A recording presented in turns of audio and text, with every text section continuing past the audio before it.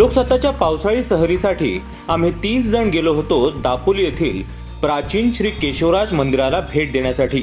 सहल लोकसत्ताची असल्यानं आम्ही आमच्या मौल्यवान वाचकांना व प्रेक्षकांना विसरू असं शक्यच नाही।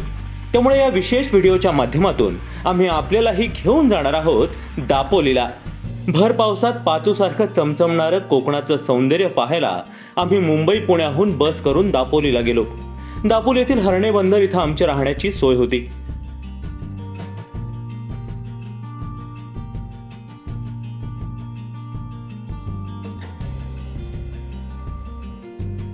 उंच माडांच्या झाडांनी वेढलेल्या अशा हरणे येथील स्पंदन व्हिला इथे आम्ही राहिलो।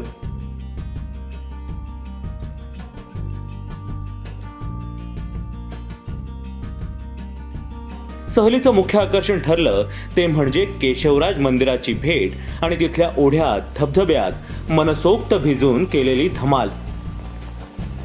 हरणे इथून साधारण 20 मिनिटांच्या अंतरावर असलेल्या आसूद बाग इथपर्यंत आम्ही बसनं पोहोचलो। गावातून चालताना पावसामुळे तयार झालेले ओहोळ आणि नजर जाईल तिथवर पसरलेली हिरवळ मनाला शांततेची अनुभूती देत होती। गावात मोजकीच घरं असल्यानं फार गोंधळ गोंगाट नव्हताच, त्यामुळे ओढ्यातून खळखळ करत वाहणाऱ्या पाण्याचा आवाज कुठल्याही अडथळ्याशिवाय थेट कानांना आणि मग मनाला भिडत होता। गावात जवळपास प्रत्येक घराच्या समोर आणि मागच्या अंगणात भाताची शेती होती। लावणी करणाऱ्या गावकऱ्यांना सहज म्हणून मारलेल्या हाकेला आपुलकीची साथ मिळत होती। एरवी गर्दीत राहूनही एकटेपणा अनुभवणाऱ्या आमच्या जीवांना प्रेमळ सोबत गावकरी देत होते।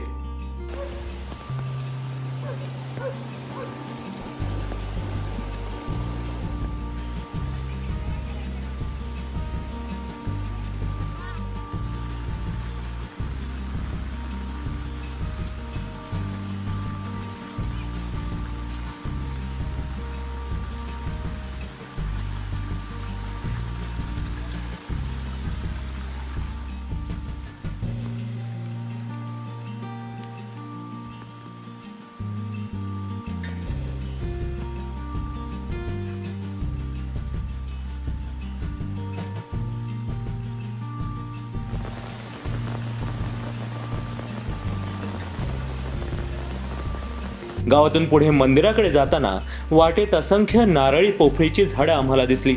दुतर्फा झाडी असणाऱ्या या जंगल ट्रेक मधून वाट काढत आम्ही पुढे गेलो।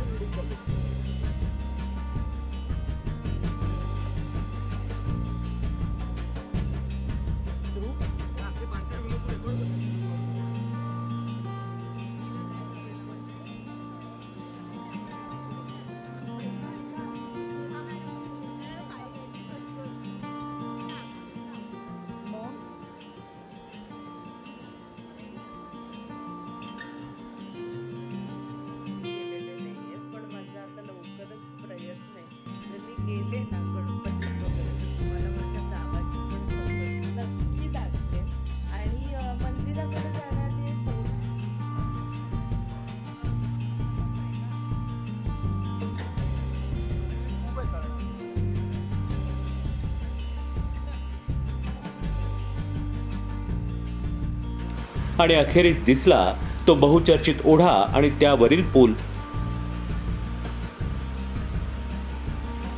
उन्हाळ्यात सुद्धा या ओढ्याचं पाणी पूर्णपणे आटत नाही असं म्हणतात, त्यामुळे धोधो कोसळणाऱ्या पावसात ओढ्यातील प्रवाह किती वेगवान असेल याचा अंदाज तुम्हालाही ही दृश्य बघून येतच असावा।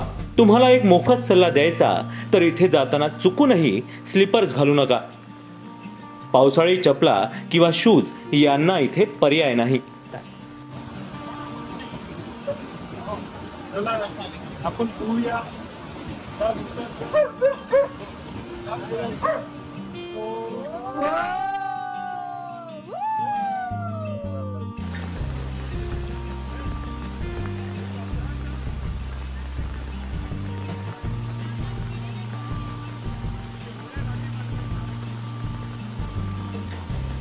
या ओढ्यामध्ये एका काठावर कमरे एवढं पाणी होतं आणि एका झाडाचा बांध घातलेला होता। त्यामुळे आमच्या हौशी मंडळींसाठी इथे प्रायव्हेट पूलच तयार झाला होता। पाण्यात थोडं भिजून आम्ही हा पूल पार करत पलीकडे पोहोचलो आणि इथून ते मंदिरापर्यंत असणाऱ्या पायऱ्या चढायला सुरुवात केली. 100-150 पायऱ्या चढताना पावसामुळे वाट थोडी निसरडी असल्यानं भीतीही वाटत होती, मात्र थकवा काही जाणवत नव्हता. याचं एक कारण म्हणजे या ठिकाणची हवा ही अत्यंत शुद्ध आहे. याचा पुरावा सुद्धा इथल्या झाडांच्या खोडांवर दिसून येतो. वैज्ञानिकदृष्ट्या या झाडांवर असलेल्या पांढऱ्या रंगाचे डाग हे एका प्रकारच्या बुरशीचे आहेत, पण ही बुरशी केवळ शून्य प्रदूषण असलेल्या भागातच वाढते. त्यामुळे या परिसरात प्रदूषणाचं नामोनिशाण नाही हे सिद्ध होतं.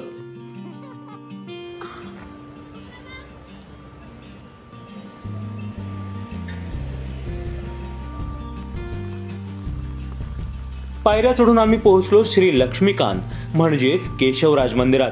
दगडी बांधकाम असलेल्या या मंदिरात प्रवेश करण्यासाठी इथे एक कमी उंचीची दगडी कमान आहे.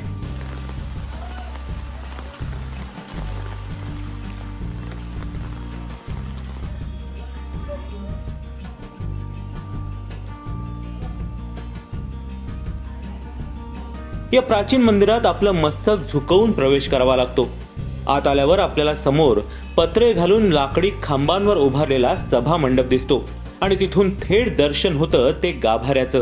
गाभाऱ्यात श्रीदेव लक्ष्मीकांत केशवराज यांची 3.5 फूट उंच मूर्ती आहे. या मूर्तीच्या हाती शंख, चक्र, गदा आणि पद्म म्हणजेच कमळाचं फूल आहे. या मंदिराची खासियत म्हणजे हे मंदिर पांडवकालीन असल्याचं म्हटलं जातं. तसं पाहायला गेलं तर महाराष्ट्रातल्या असंख्य गावांमध्ये अशी अनेक पांडवकालीन मंदिरं असल्याचं सांगितलं जातं. पण हे मंदिर पांडवांनी एका रात्रीत बांधल्याची सुद्धा आख्यायिका चर्चेत आहे.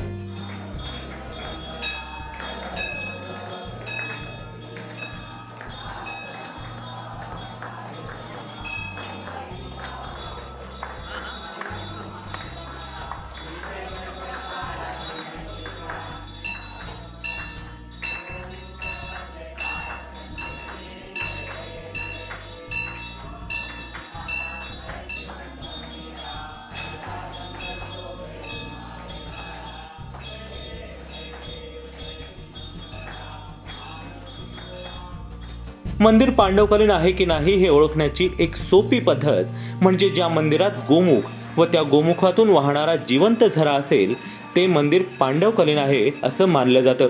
याही मंदिरात असाच एक 12 महिने वाहणारा झरा दगडी गोमुखातून वाहताना दिसतो.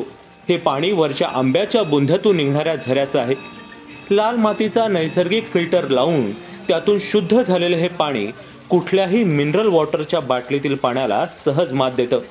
उन्हाळ्यात सुद्धा या झऱ्याचं पाणी कमी वेगानं का होईना पण वाहत असतं.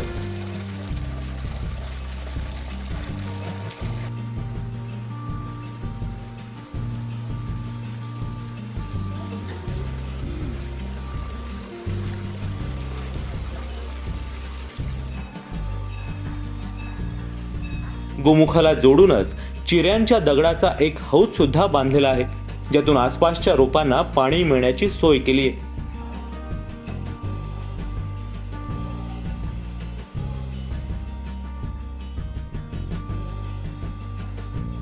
लोकसत्ताच्या प्रतिनिधींनी या केशवराज मंदिरातील मुख्य पुजाऱ्यांशी साधलेला संवाद आता आपण पाहूया.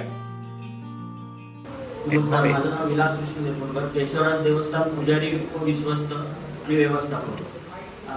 केशवराज मंदिर हे साधारण पांडवकालीन मंदिर आहे. दापोलीपासून 5 किलोमीटर अंतर आसूद बाग म्हणून गाव आहे, त्या गावामध्ये केशवराज मंदिर आहे. पांडवकालीन मंदिर आहे. पांडवांनी एका रात्रीत हे मंदिर बांधलेले आहे. 3.5 फूट उंचीची मूर्ती आहे काळ्या पाषाणाची. तिच्या हातात शंख, चक्र, गदा आणि पद्म असे विविध आयुध आहेत. आणि पाणी येथे 12 महिने असतं. आंब्याचं झाड आहे, त्याच्या मुळापासून जो झरा आहे कंटिन्यू चालू होतो 12 महिने 24 तास. आणि साधारण कार्तिक एकादशी, कार्तिक शुद्ध एकादशी व कार्तिक कृष्ण एकादशी असे 2 वर्षातून उत्सव होतात. आणि हे विष्णूचं जागृत देवस्थान आहे आणि 18 नावांचं कुलदेवत आहे. देवधर, दातार, दांडेकर, दीक्षित, भट, सबनीस, आगरकर, आगारकर, गांगण, राजवाडे, विवलकर, जोशी, फरासुके, ठोसर, पाटोडेकर, सबनीस, दारजेकर, रमडेरे, कोकणे, गोळे, वैद्य, मायदेव आणि मेंदळे. आणि श्रींच्या सेवेसाठी माझी आता ही 14वी पिढी श्रींच्या सेवेसाठी आहे. साधारण 1 किलोमीटर वरती आंब्याचं झाड, आंब्याचं तिथे मुदात नाही. जिथे डोंगर संपतो तिथे टॉपला ते झाड आहे. कारण जरा माहिती असतो आवर आहे. दापोलीहून आसूद बाग सांगायचं 5 किलोमीटर अंतर आहे.